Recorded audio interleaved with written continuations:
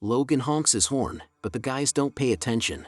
When Logan gets out of the car, Kayla quickly realizes that this could turn into a big problem. Logan politely asks the man to give them room to pass, however the guy tries to assault him, so Kayla decides to go over there to calm the situation down. She places her hands on Logan's and the other fellow's shoulders. She then asks the man to let them pass, and immediately her request is granted. Logan is impressed with the woman's ability to persuade, and they both make their way home. In the evening, Kayla tells her husband a story. She tells him that many years ago the moon had a lover named Kwakwatsa. They lived in the spirit world, and every night they strolled together in the sky. However, at one point Trickster, one of the other spirits, became jealous and told Kwakwatsa that the moon had asked for flowers, so he told him to go to Earth and pick some roses. What Kwakwatsa did / not know was that if he left the spirit / world, he would never be able to return / Since then, every night he looks up at / the sky, sees the moon, and calls out its / name, but he has never been able to touch / sit. Again, after telling this story, Kayla / reveals that Kwakwatsa means Wolverine / The next day, after leaving her husband / sat work, the woman drives to the school / where she works. On the way, she meets / Victor, and the man approaches her car.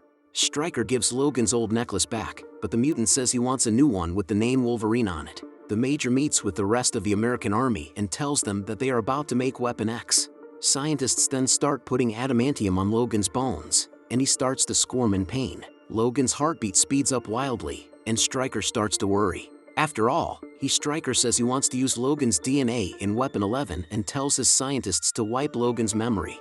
No one knew that Logan was listening to everything and decided to run away to stop Kayla's memories from being erased.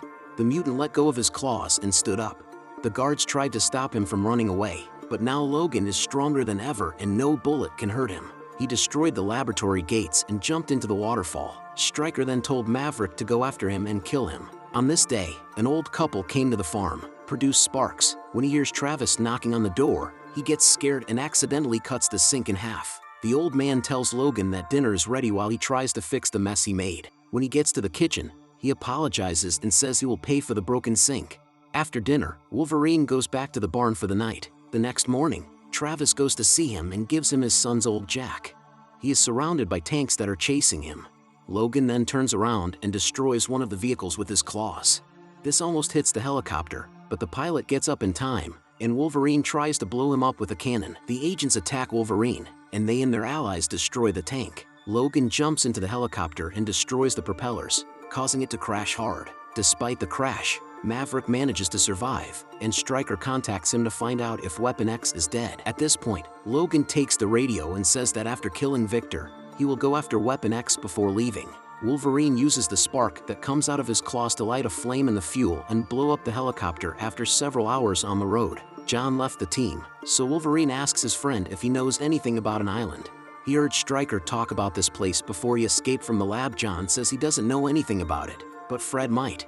After leaving the team, the man had an eating disorder and gained a few pounds.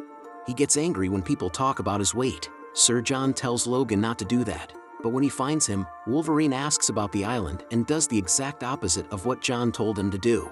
After calling his former teammate fatty, Logan is punched and thrown far away to get his point across. When Wolverine steps into the ring, he and Fred start fighting. Wolverine's blows don't hurt Fred, and Logan has knocked Fred out several times in a row. Kayla tries to control him with her powers, but Victor attacks her when he hears the woman screaming. Wolverine comes back and attacks his brother. Logan has a chance to kill him, but Kayla says that the man she fell in love with is not an animal. The mutant gives up his revenge and punches Victor, knocking him out. The woman tells Wolverine that she didn't trick him into loving her because what they went through was real. She says that she was forced to do this so that nothing bad would happen to her sister. Stryker tells the scientists to turn on Weapon 11, even though the process isn't finished yet.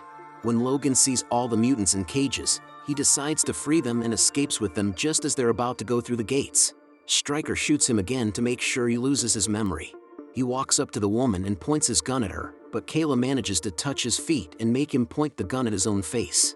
The woman doesn't want to become like him, so instead of making him kill himself, she tells him to walk until his feet bleed and then to keep walking. When they finally find their way out of the building, she tells him to walk until his feet bleed and then to keep walking. Gambit goes after Logan, who has just woken up and can't remember anything. Through his necklace, the mutant finds out his name is Logan and asks Gambit where he is. At that moment, the boy realizes what has happened and says he is his friend. Wolverine decides to follow him, but he stops when he sees Kayla's dead body. He doesn't recognize her, but there's something familiar about her. When he hears the sirens coming, Logan tells Gambit to leave and says that he will find his own way. What did you think of this movie? Leave your thoughts in the comments below. Recaps, see you next time.